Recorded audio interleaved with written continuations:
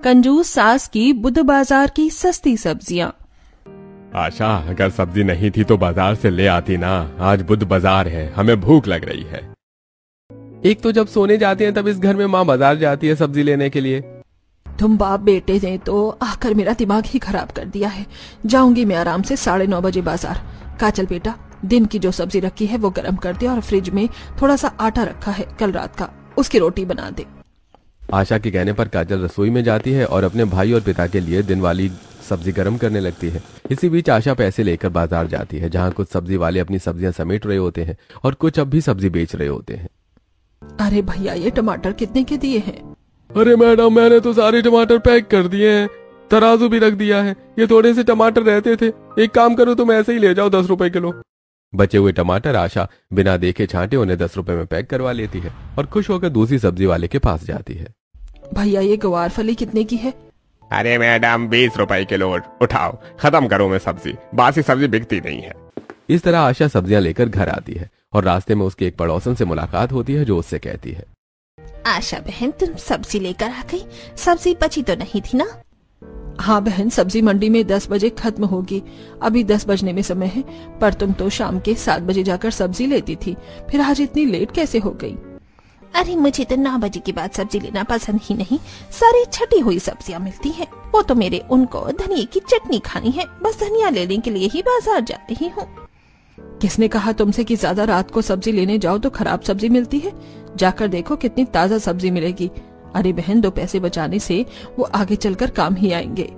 अपनी पड़ोसन से बात करके आशा अपने घर को आती है, जहाँ विनोद और सुमित खाना खाते हुए आशा को देखकर उससे कहते हैं, माँ तुम्हें कितनी बार बोला है कि ताजा सब्जियां लेकर आया करो। तुम 10 बजे सब्जियां लेकर आई हो, आधी से ज्यादा तो सड़ी हैं। एक बार सब्जी खाकर देखो, इसका स्वाद भी कितना गंदा लग रहा है। अगर ताजी सब्जी की सब्जी बनती तो उसका स्वाद तो अच्छा होता कम से कम। अरे मुझे तो लग रहा है कि सब्जी खराब हो गई है, और रोटी भी देखो कैसी काली बनी हुई है। इतना मेहनत करते हैं पर 2 वक्त का खाना भी अच्छा नसीब नहीं होता, सिर्फ तुम्हारी कंजूसी के चलते। जो कभी घर में मेहमान आते हैं और मुझे ऑर्डर देते हैं, जिन्हें मैं पूरा करती हूँ, इस कंजूसी की वजह से ही कर पा रही हूँ। आप लोग तो घर में कुछ लाते नहीं। घर में जो सामान आया है वो मैं 2 पैसे जोड़कर ही लाई हूँ, और पैसे ऐसे नहीं जोड़े जाते। कल को बेटी बेटे दोनों की शादी करनी है, जानती भी हो कितना खर्चा है। और आप दोनों बाप बेटे महीने का कमाते ही कितना हो? 40 से 50 हजार। अरे 40-50 हजार में घर नहीं चलता, बहुत खर्चा होता है घर में। राशन का खर्चा, बिल का खर्चा, पानी का बिल, बीमारी, कपड़े, बर्तन, पता नहीं क्या क्या। और अगर अच्छा खाना खाने का शौक है ना तो बेटा शादी कर ले, तेरी बीवी तुझे गर्मा गर्म बना कर खिलाएगी। आशा बड़बड़ाती हुई रसोई में चली जाती है और सारी सब्जियां फ्रिज में रखने लगती है। तभी काजल अपनी माँ से कहती है, माँ हम क्या खाएंगे?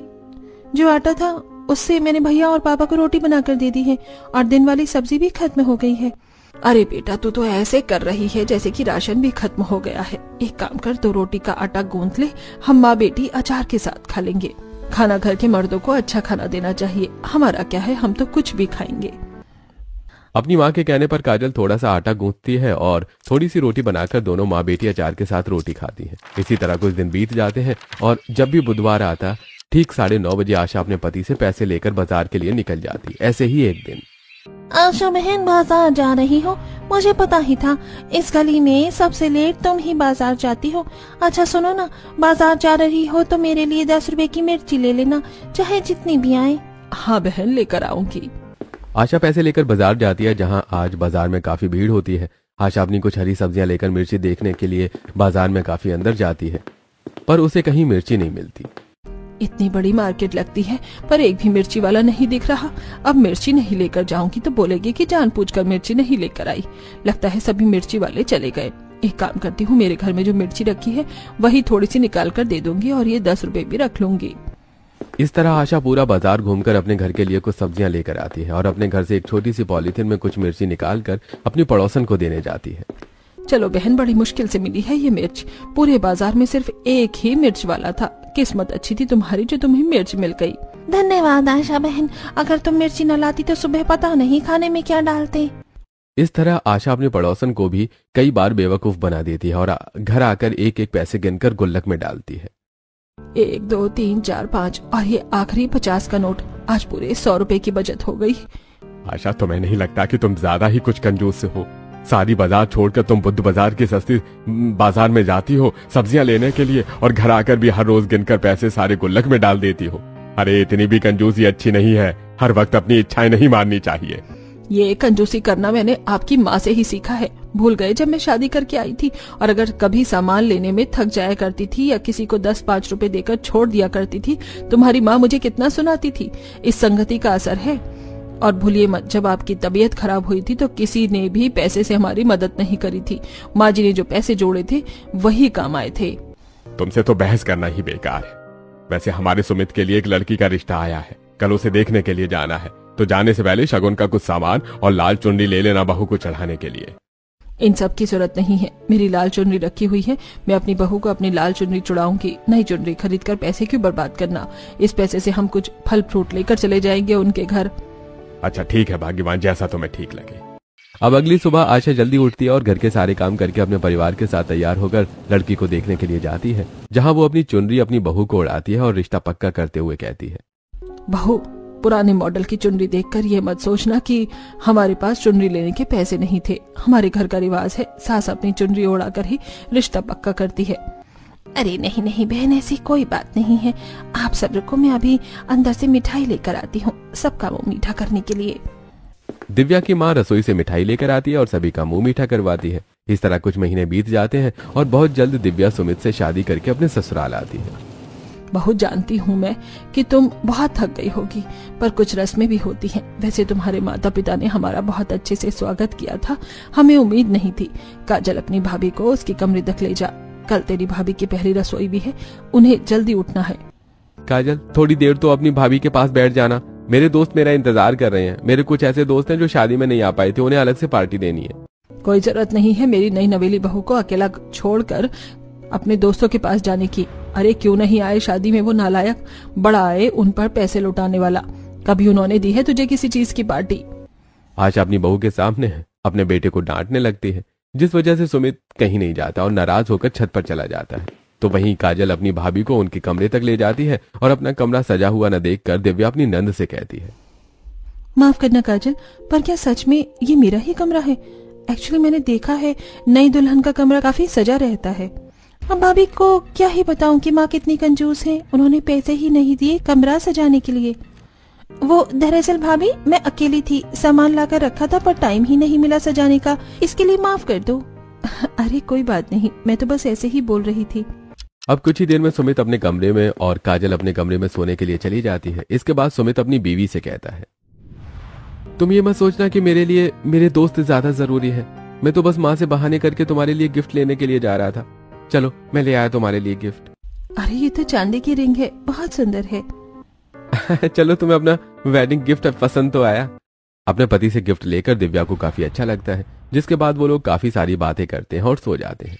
अगली सुबह दिव्या जल्दी उठती है और रसोई में जाती है। तभी वहां आशा काजल के साथ आती है और अपने हाथों से बर्तन में 2 कटोरा आटा, 1 गिलास चावल, कटोरी में 2 मुट्ठी दाल और कुछ सब्जी निकालकर अपनी बहू को देते हुए कहती है, बहू, हमारे घर में खाने पीने को लेकर कोई रोक टोक नहीं है। मैंने तुम्हें सब कुछ निकाल कर दे दिया। अब इन सामान से तुम्हारा जो दिल करे वो तुम बनाना। पर माँ जी, ये सारा सामान तो बहुत कम है। इतने कम आटे में मैं पूरी और पराठे कैसे बनाऊंगी, और इतने कम चावल में किसके पेट भरेंगे? बहुत तजुर्बा बोलता है, मैं हाथों से ही नाप लेती हूँ किसका कितना पेट खाली है। तुम इतना ही खाना बनाना, देखना कुछ भी कम नहीं पड़ेगा। इतना बोलकर आशा वहां से चली जाती है, जिसके बाद काजल जाते हुए अपनी भाभी से कहती है, भाभी माँ की बातों का बुरा मत मानना, उन्होंने अपनी जिंदगी में बहुत गरीबी देखी है, इसलिए वो चीज सोच समझ कर खर्च करती हैं। अगर किसी भी चीज की कमी हो तो आप खुद से सामान निकाल लेना। हाँ काजल, समझ सकती हूँ, पर मेरा मानना तो ये है कि खाना हो, पैसा हो या सामान हो, जहाँ चीज थोड़ी ज्यादा होती है वहाँ चीज अच्छी बन पाती है। अगर अच्छा चाहिए तो थोड़ी मेहनत, पैसे तो लगाने ही पड़ेंगे। हर चीज में कंजूसी सही नहीं होती। अच्छा चलो मैं खाना बनाना शुरू कर देती हूँ। दिव्या घर वालों के लिए आटा लगाकर थोड़ी सी पूड़ी और पराठे बनाती है। साथ ही वो कुकर में नमकीन चावल पकाने के लिए रख देती है और खाना बनने के बाद सभी खाने के लिए आते हैं। बहू, खाने की खुशबू तो बहुत अच्छी आ रही है। हाँ, आज लग रहा है दिव्या ने खाने में बहुत कुछ बनाया है। वैसे दिव्या, तुम्हें माँ से परमिशन तो मिल गई थी ना? भैया, माँ ने ही भाभी को सारा सामान निकाल कर दिया था। माँ ने जो कहा है भाभी ने तो वही बनाया है। अरे तुम लोगों को क्या लगता है कि तुम्हारी माँ इतनी कंजूस है कि अपनी बहू की पहली रसोई भी ना करवाएगी? बहू खाना तो अच्छा बनाए है, पर पनीर की सब्जी में तुमने मटर क्यों नहीं डाला? और पनीर कितने बड़े बड़े काटे हैं, और पूरी पराठा बनाने की क्या जरूरत थी? रोटी बना देती। तुमने तो घर में 5 लीटर तेल का डिब्बा क्या देखा, सारा तेल खाने में ही लगा दिया। आशा, बहू की आज पहली रसोई है, उसमें भी तुम कमियां निकाल रही हो। बहू, सब कुछ बहुत अच्छा बना है। जब आशा खाना देखती है तो उसका गुस्सा अंदर बढ़ने लगता है और विनोद बात संभाल लेता है। कुछ देर बाद आशा खाना खाकर सीधे रसोई में जाती है और फ्रिज खोलकर सब्जी, फल और तेल देखती है। कुछ देर में जब दिव्या बर्तन धोने के लिए रसोई में आती है तो आशा उससे कहती है, बहू, मैं जो तुझे सामान निकाल कर दे गई थी वो क्या कम था? घर में 2 किलो पनीर रखा था, तुमने आधे से ज्यादा पनीर बना दिया। और खीर में पानी नहीं डाला था क्या? 3 किलो दूध का खीर बना डाला। जानती है, वो 3 किलो दूध हमारे घर में 3 दिन चलता है। और तेल देख, ये तेल का डिब्बा पूरा भरा हुआ था और अब ये आधे से भी कम है। मगर माँ जी, कुछ अच्छा स्वादिष्ट बनाना है तो उसमें सामान भी तो भरपूर मात्रा में लगेगा ना। बहू, तेरे घर वाले अमीर हैं, वो खर्च करे ज्यादा पैसे। इस घर में चीज सोच समझ कर खर्च की जाती है। जानती भी है, मैं एक एक पैसे जोड़कर इस घर की जरूरत को पूरा करती हूँ, इसलिए थोड़ी बचत करना सीख जा। आशा अपनी बहू को उसकी पहली रसोई के लिए सुनाकर वहां से चली जाती है, जो दिव्या को बिल्कुल अच्छा नहीं लगता। और इसी तरह एक हफ्ता बीत जाता है और एक शाम जब पूरा परिवार खाना खा रहा होता है तो दिव्या अपने परिवार से कहती है, माँ जी, आप जो सब्जी लेकर आई थी वो पहले से ही कुछ खराब थी, फ्रिज में रखी रखी पूरी तरह से खराब हो गई है। आज मंगल बाजार है, आप सब्जी लेकर आ जाओ। वैसे भी परसों मेरे मम्मी पापा आ रहे हैं। बहू, तूने पन्नी से सब्जियां निकाली नहीं होंगी, ऐसे ही फ्रिज में रखती होंगी, तभी वो खराब हुई हैं। ये नहीं कि सब्जी लाते ही धोकर उसे फ्रिज में रख दो। और रही मंगल बाजार की बात, तो मंगल बाजार बहुत दूर है। कल बुध बाजार है, मैं कल सब्जी लेकर आ जाऊंगी। तेरे मम्मी पापा परसों आ रहे हैं ना। अपनी सास की बात सुनकर दिव्या आगे कुछ नहीं कहती और अगले दिन आशा घर में बैठी रहती है। और जब दिव्या खाना बना रही होती है तो वो बार बार अपनी सास से कहती है, माँ जी, 8 बजने वाले हैं, सब्जी ले आओ वरना सड़ी गली सब्जियां मिलेंगी।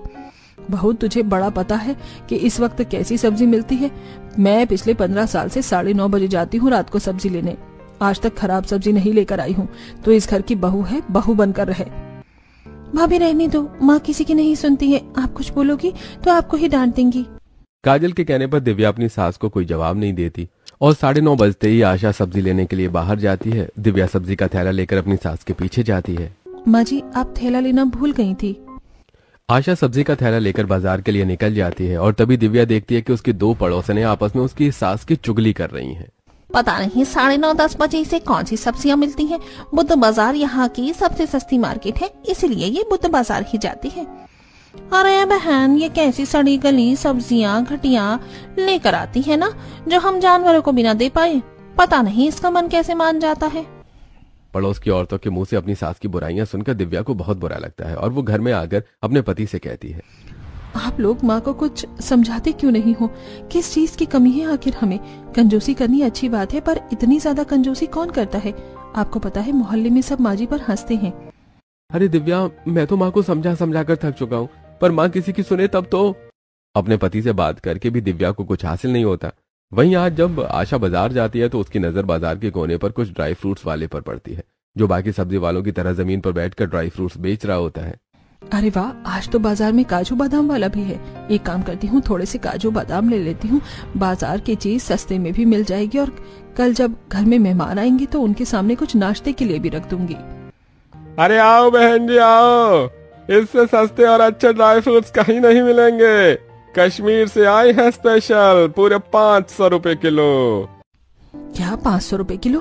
भैया, फिर तो तुम 1 किलो कर दो, सब मिक्स करके रखना। 500 रुपए का रेट सुनकर आशा बिना सोचे समझे और बिना टेस्ट किए ड्राई फ्रूट्स ले लेती है, जिसके बाद बाजार में और अंदर जाती है, जहाँ भीड़ देखकर आशा खुद से कहती है, आज मैं जल्दी आ गई क्या बाजार? आज तो और दिनों से भी ज्यादा भीड़ है बुद्ध बाजार में। लगता है अब सबको बुद्ध बाजार की ही पसंद आ गई है सब्जी। एक काम करती हूँ, अपनी समधन के लिए बाजार से ही कोई सस्ती साड़ी भी ले लेती हूँ। दुकान से बहुत महंगी साड़ी आएगी। आशा कुछ सब्जियां लेकर अब अपनी समधन के लिए बुद्ध बाजार में ही कुछ सस्ती साड़ी देखती है। अरे बहन, तुम ये साड़ी 500 की ही दे रही हो। अगर मुझे 500 की लेनी होती तो मैं दुकान से न लेती। इसका रेट 250 रुपए है, 250। उससे 1 रुपए फालतू नहीं दूंगी। अच्छा ठीक है बहन, जल्दी करो, हमें भी घर जाना है, 10 बज चुके हैं। इस तरह आशा बुद्ध बाजार से सस्ता सामान लेकर घर आती है और जब दिव्या अपनी माँ को देने के लिए साड़ी और काजू बादाम देखती है तो उसे बुरा लगता है। देख बहू, पहली बार तेरे माँ बाप घर आ रहे हैं, इसलिए उनको देने के लिए मैंने साड़ी और शर्ट पैंट का कपड़ा लिया है और ये कुछ काजू बादाम भी लिए हैं। जब मैं बोलूँ तभी इस्तेमाल कर।